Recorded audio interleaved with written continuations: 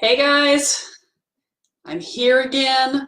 I wanted to talk to you today. I know I sent out the notice a little late yesterday about the topic for today. Actually, I sent it out this morning because I had a migraine yesterday and yeah, I just wasn't able to do that. But I wanted to talk to you today about perfectionism. And the reason I want to talk about that is because there's for one, I'm having a conversation with a couple of my clients about perfectionism right now, and it seems to be the topic that's up. Hey Scott, hey Stas. And so this is a topic that just seems to be present right now. And the other reason is that I just got a compliment from one of my other clients yesterday on a call because he said, hey, I'm loving the way that you're doing your Facebook lives and you're not like trying to be all professional and all dressed up and it's just sort of casual and cool and it just sort of feels good.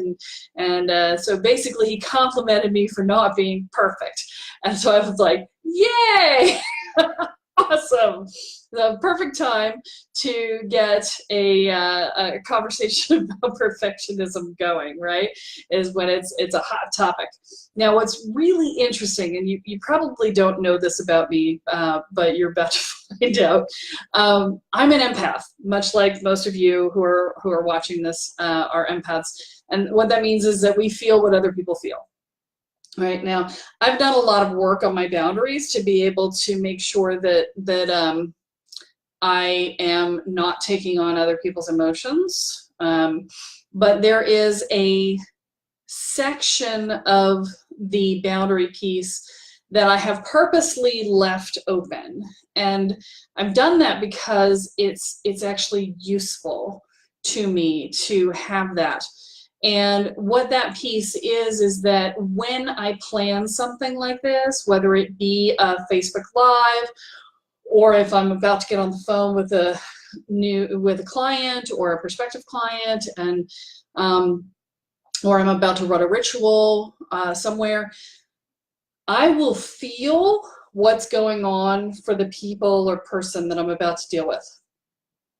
And if on the days that I forget that, it can be really, really confusing. Because I did a ritual the other night for a group of women, and I was having all this angst about, I was doing this ritual specifically around accepting in the, receiving blessings from the ancestors for a full and rich life and to have everything you've ever wanted. And suddenly I felt like I was a horrible loser and I couldn't get anything right and I couldn't figure out. I'm looking at my husband and I'm going, my life is pretty good. I got a lot of stuff done this week. I feel pretty good about that, but I feel like a horrible loser and I don't know why. When I went to do the ritual, I was like, oh, because I'm tapping into all the emotions that I was going to be shifting as part of the ritual. And this is what happens for me. So it seems unrelated to the topic, but it isn't because for the last few hours before this call, I have been having this intense anxiety and going, how am I going to do this? I don't know if I'm going to. And I had this moment of going, yeah, this isn't mine. Just sieving it out of my field and being like, yep, that's not mine. This is what happens when you tap into the energy of perfectionism. And it doesn't necessarily mean that the people on the live here are having those emotions, although you might be. But there is a morphic field, an energy to the concept of perfectionism, to being perfectionistic in your life. And when I tap into that energy to be able to talk about it, I get all the angst and anxiety that goes along with it, and it comes down into my field and goes, ah, right? So I go into the behaviors that we tend to go into when we feel stress and anxiety, right? So for me, that's go, fuck my work and go watch TV, right? So I did that for a little bit this afternoon. I went and watched TV because it was stressing me out because I'm not used to being stressed at this level anymore. And so, you know, you may find yourself, if you're someone who experiences perfectionism, you may find yourself feeling that anxiety, right? That oh, you know, that freak out that goes with the I'm not perfect in this moment, and that means I'm not good enough, right? So by the way, perfectionism and not good enough are right next to each other. They walk hand in hand. Perfectionism is just a way that we make ourselves feel not good enough, is really what it comes down to. I want to talk to your logical minds for a minute, because I know you guys are incredibly logical, you're incredibly intelligent. That, you know, it's just, there is a logic here that you're failing to see, and it's because this particular process in your head was instilled prior to the age of reason, which is age of 7. Okay, so if you're experiencing perfectionism, it was instilled prior to the age of 7, so for some people, it was instilled under great stress. So if you were in an abusive relationship, and you were being mentally manipulated and controlled in a lot of ways, these sorts of things can get things in under the logic radar. Okay. Hey, Kyle. Hey, Diane. So when we get in under the logic radar, then our logic just doesn't, somehow we just don't even apply logic to it. We don't think about it. It just is, right? It's at the assumptive level. And so I want you to think for a minute about perfectionism, about the striving for perfection, and think about how long perfect can last. When we know that the foundation of our world is change, that everything in every moment is changing, right? Our cells are dying and being reborn. We're having all sorts of things shifting and moving. The internet's constantly shifting and moving. You know, everything in our bodies is shifting and moving. From one moment to the next, we're not the same person. And yet we strive for perfection. And perfection, by definition, is the moment in which all is absolutely in alignment. And then the world changes again. Okay? And this is what I'm saying, right? There is no logic to pursuing perfection, because when we pursue perfection, we end up pursuing a moving target that, even if we manage to get there, lasts for a split second, and then it's gone, because the whole world has changed again, and we've changed again, and everything around us has changed again, and so we have to redouble our efforts and try and chase that unwinnable race, right? And so this is the challenge, right? Now, here's the thing. We think with our unconscious minds, or our subconscious minds, with our unlogicked brain, that if we achieve perfection, then that makes us good enough, and therefore that makes us lovable. And here's the problem with that. For one, perfection is unattainable. We've already established that, right? Okay, so Stas says he chases the momentary highs. Yeah, we'll talk about that in a minute too. There's something there. But first off, you're chasing something that's unattainable. And then secondly, in the process of trying to be perfect, we think, oh, well, people should like me more because I do more and I am better and I work harder and da-da-da-da. Here's the horrible truth of life that no one is going to tell you, either because they don't want to risk you doing less, or because they don't want to risk you being angry at them, because, you know, we're not so pretty when we're angry at people, right? And so this is what nobody's going to tell you. Being perfect actually makes you less likable. I know. It's completely counterintuitive. It's really annoying. Because when we insist on being perfect, then we insist that the people around us be more perfect than they want to be, which is less perfect than we require of ourselves. So we feel like we're being completely reasonable.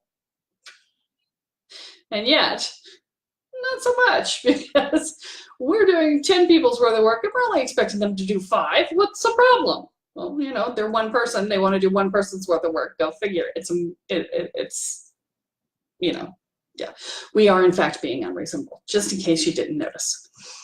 So, you know, here's the, and that's the worst part. So we're trying to get love. We're trying to be approved of. We're trying to feel good enough. We're trying to be loved. And we're actually pushing people away. We're actually making it harder for people to love us, and harder for people to accept us, and harder for people to appreciate us. Yeah. So, Stas, I want to talk about your perfectionistic highs. But I have to first spew water up my nose. Oh, yeah, that was fun. Okay. So perfectionistic momentary highs, yeah. So funny story. Years ago, I was, God, this was 25 years ago. I was training real estate agents, and I was a top producing agent in the marketplace, and I was training real estate agents. And there was a new recruit who came in, and she said, I want to know everything you know. I said, the personal growth stuff too? She's like, yes, I want everything. And I said, okay. And so I started talking to her about different personal growth things. And one day we were sitting in front of a house, and I asked her, I said, would you ever trade your high highs to let go of your low lows so that things could sort of even out? And she goes, oh no, I would never do that. Never do that. I love my high highs, and if my low lows are the price I have to pay for them, well, then that's what I'm going to do. And I was like, okay. Now, over the next couple of years, as I talked to her, her thinking evolved. And a couple of years later, completely spontaneously, she talks to me and she says, you know, I have to tell you how wonderful it is that I'm feeling so very even in my emotions, that I'm no longer on this like emotional roller coaster where I'm going up and down and up and down and up and down, and I'm peaceful, and I don't have to be like blah, blah, blah, blah. And I looked at her and I said, do you remember the conversation we had a couple of years ago? And she said, no, I don't remember that. I said, we were sitting in front of this house and I said this to you and you said that. She was, yes, I remember that. And I said, so now, knowing what you know, were you happy to trade your high highs for your low lows? And she said, so happy, okay? And this is the thing, is that one of the things about this work is that we don't have a concept of what it's like to be on the other side. And so therefore we don't think that we want it until we have it. And then we go, oh shit, man, I wish I'd done that sooner, right?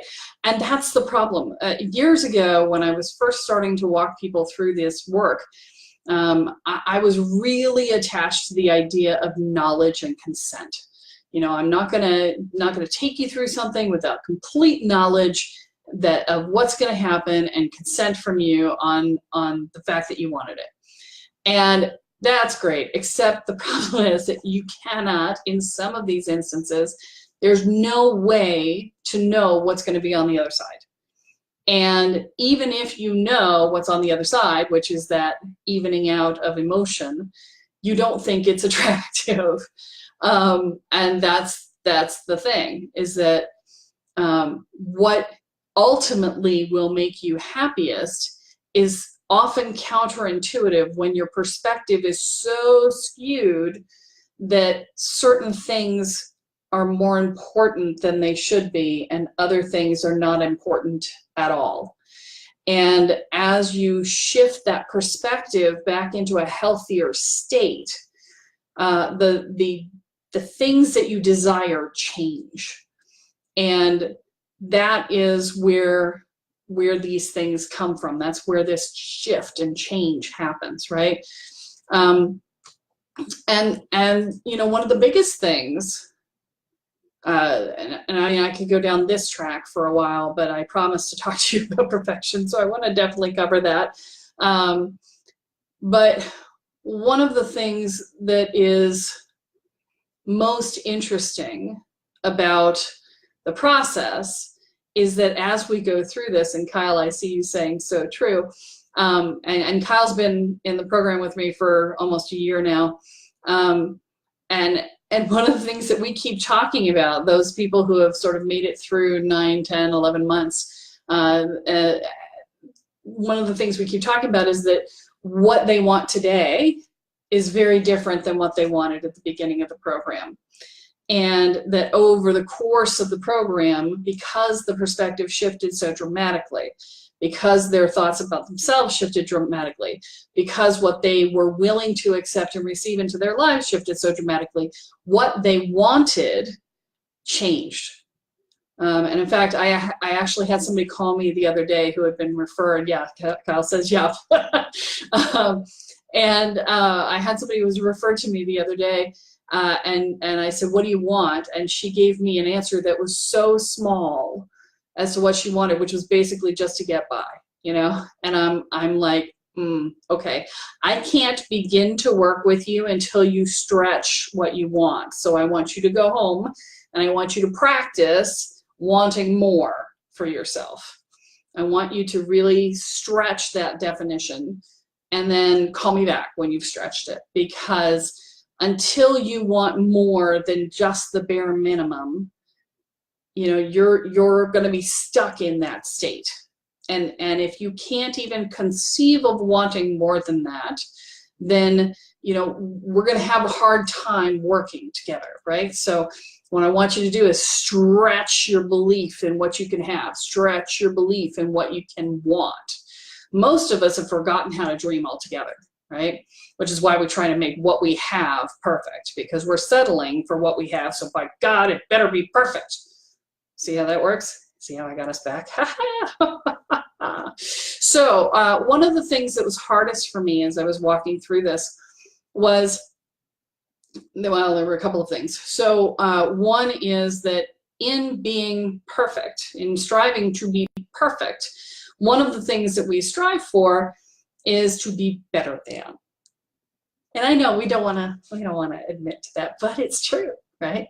And yeah, in high school, I actually had an English teacher take me to the guidance counselor's office because after I tried to talk to him about not having to do all the assignments because I'd mastered writing to his satisfaction because I hadn't gotten less than an A, and you know, I had a reasonably logical argument.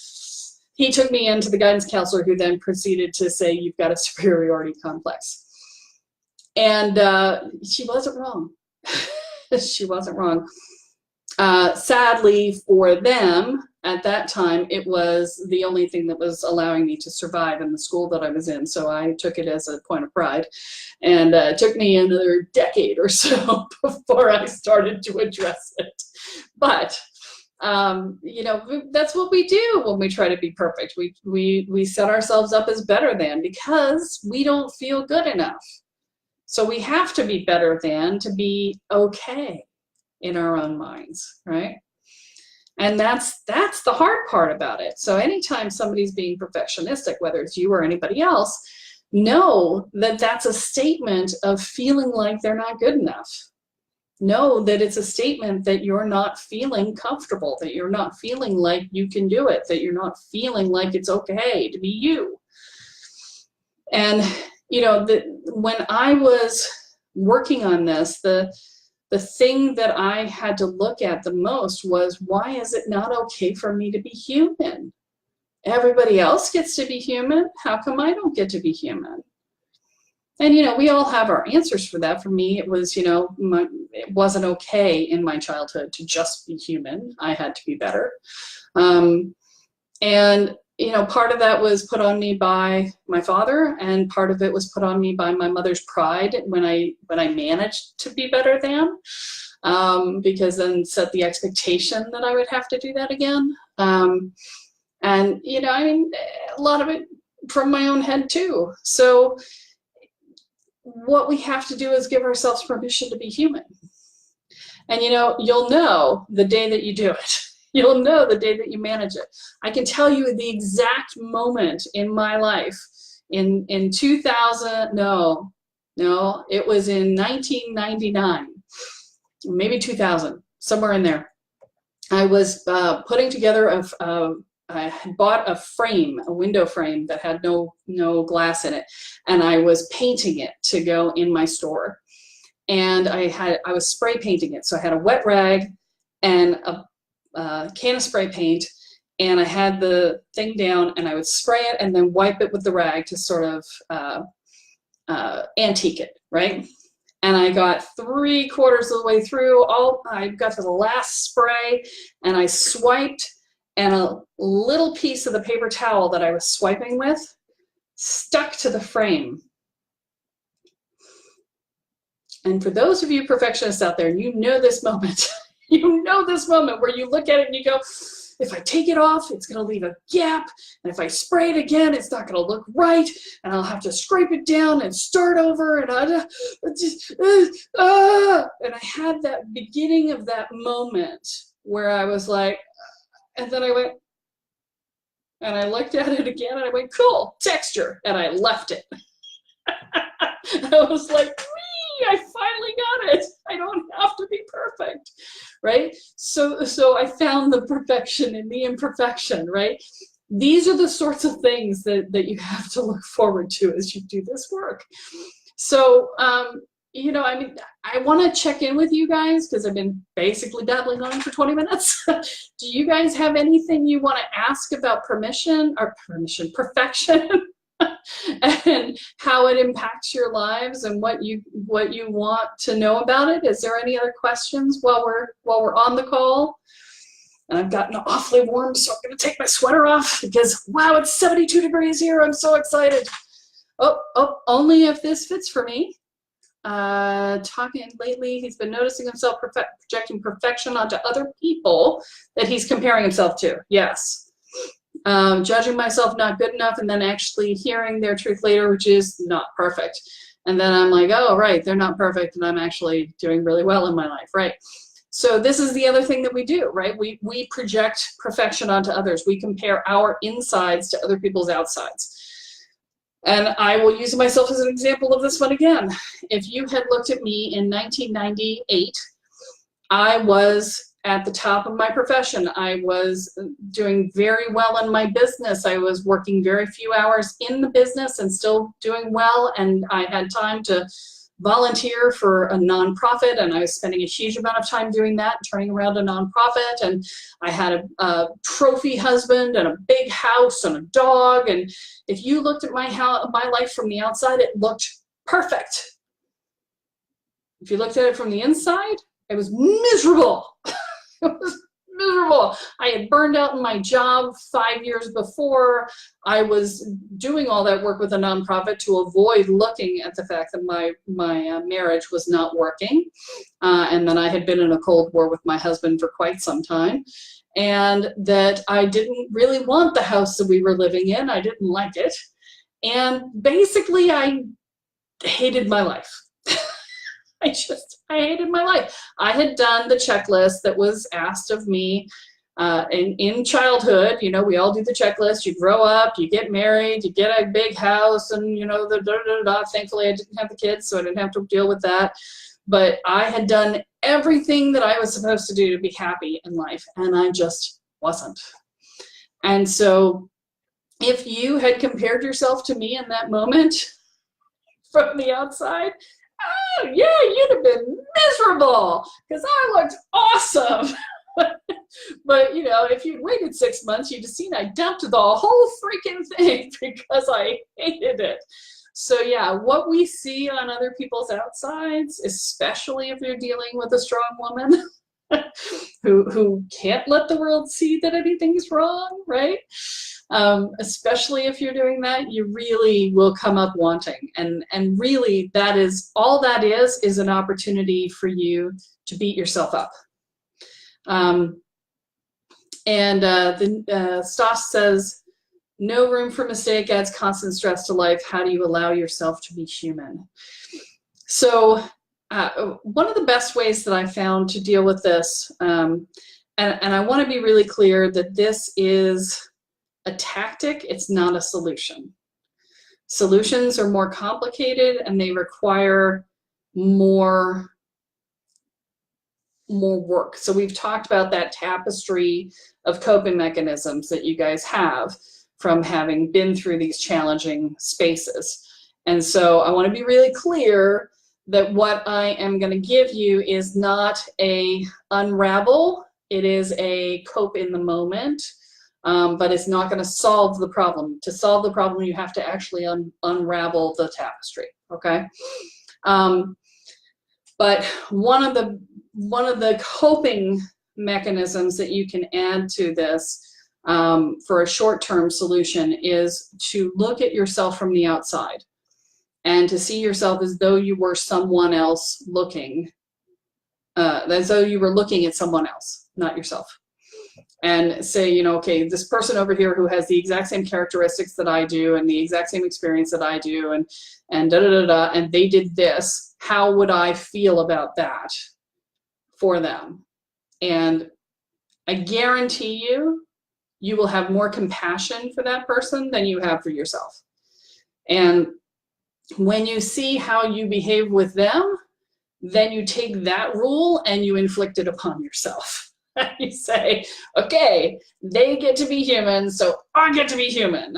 And over time, as you do that, you know, you'll get better and better about it. It's a little hard in the beginning, but it's a practice. Okay, I hope that helps. All right, so I don't see any other questions, so I'm going to sign off. On Friday, I am going to be doing another Facebook Live, but I'm going to do an interview with David, who has been in my program for a year, doing like the super accelerated version of the program for a year. And we're going to talk about the differences between where he started and where he is now, and how things look different from his place. Just again, remember I said it's hard to know what it's like on the other side, and so I'm trying to give you guys a vision of what the other side looks like, so that you know what image to hold for yourself. Okay? All right, I hope I will see you guys there, and as always, if something here has triggered you and you're like, I need to get this done yesterday and I've got to get on this, and you know, and I need some help, then sign up for my